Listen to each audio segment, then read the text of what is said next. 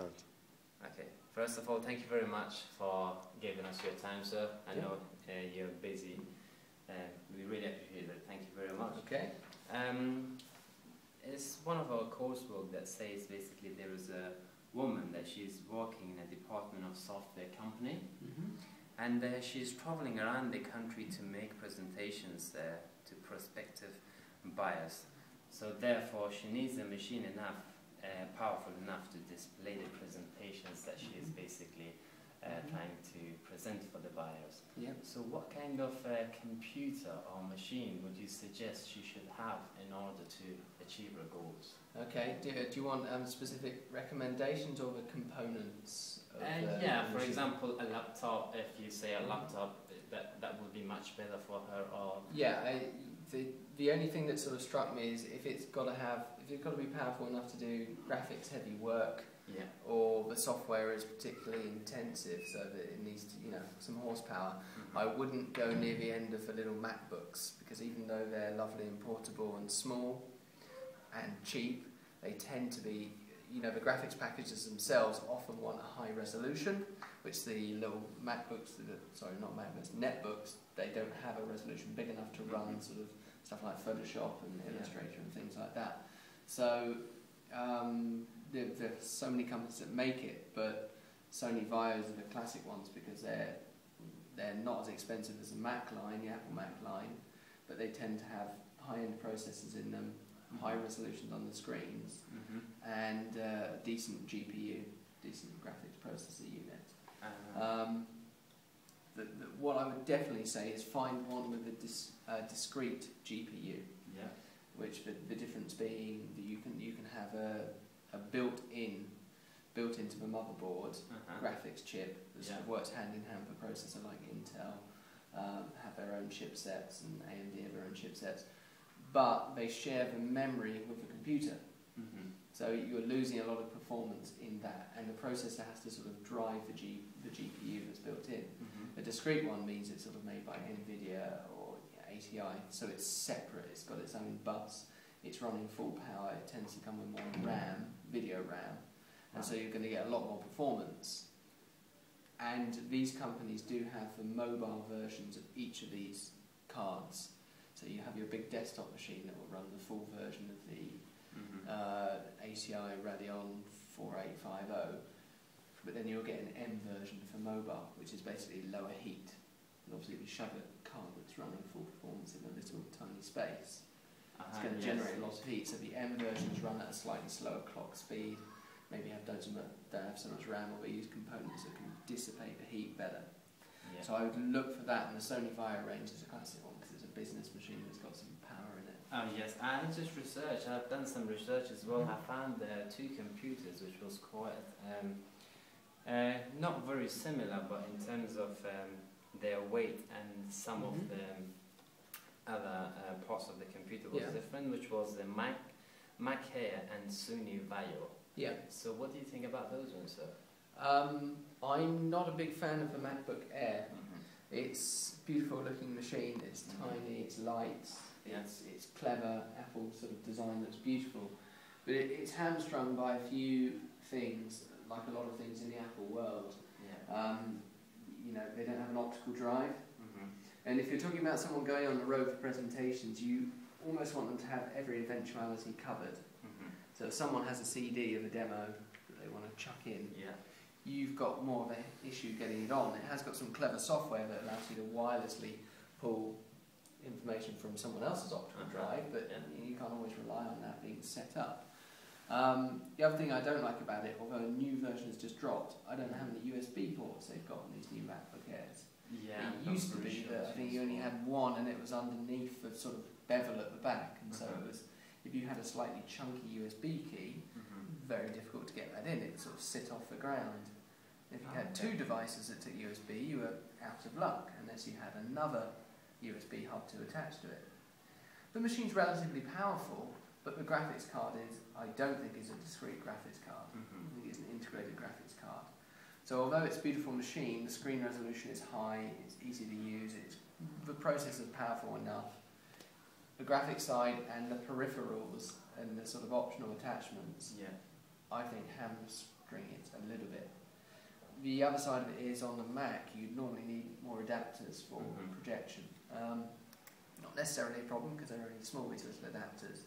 It's another bit of money. You spend £15 per adapter because Apple have decided to use mini display ports now, and most people in a business environment have just got a VGA connection, you know, an old serial cable coming out. Yeah, that's right. So you just have to be aware there's another little accessory you need to cover, so you need all the different adapters so that when they turn up to the business environment, their IT person isn't going, sorry. So to make a conclusion between the Mac Air and the Sony Vaio, so which one would you prefer? Sony Vaio, yeah. Okay. Even, and I say that as an Apple Mac technician.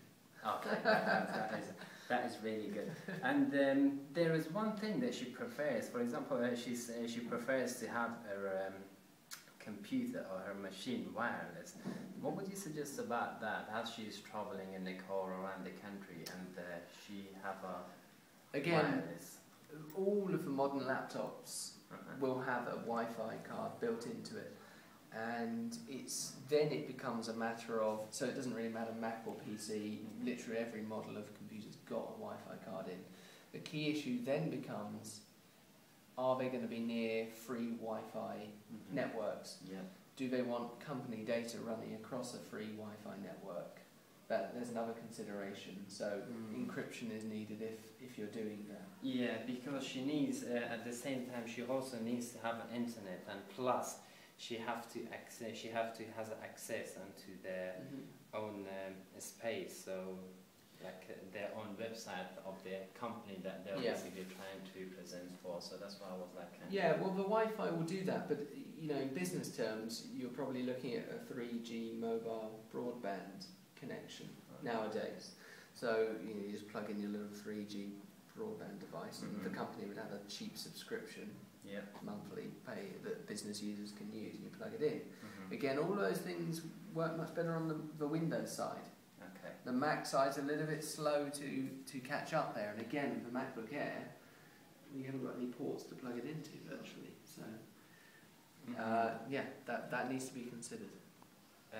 As I explained that, once again, as I explained that she is basically traveling around the country, therefore she needs a computer or a laptop to be white lit, like a wireless. I mean, not too much heavy.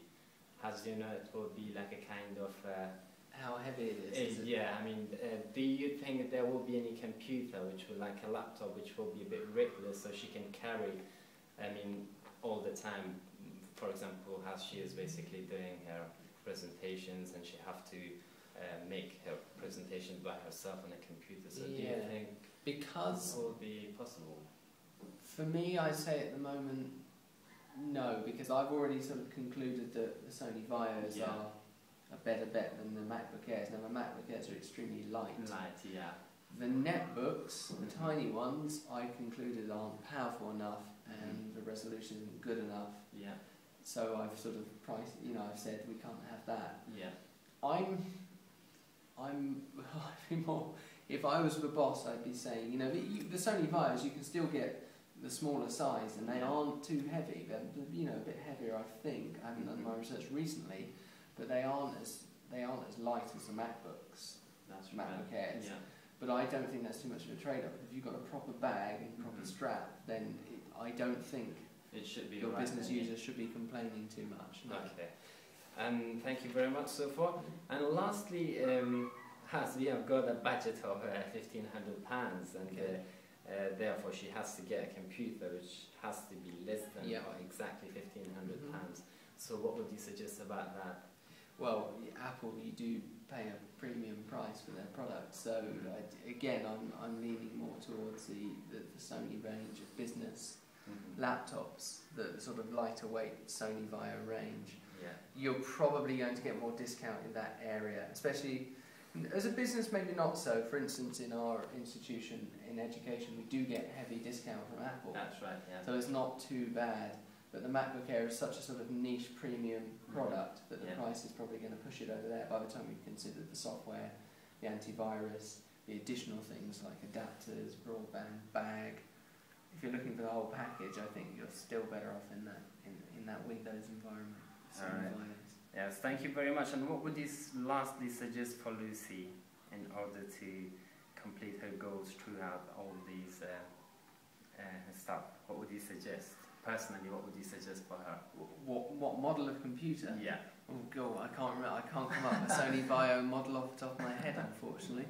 The thing is, when I'm recommending, lots of students come to me and ask me, I very rarely recommend specific machines, because you can always get it's virtually impossible to stay currently up to date unless you're looking for yourself right then and then. I tend to list a sequence of components.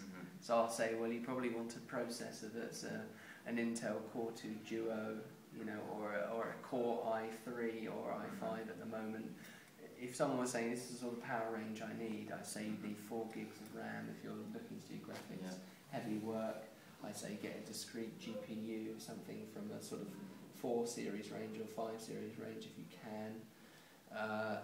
And then I say, you know, you need 3 USB ports. I'd list it like that, and you can normally find a Sony Vaio that's going to be in that range. And the last consideration I say is screen size. Yeah, definitely. And there's a weight ratio there.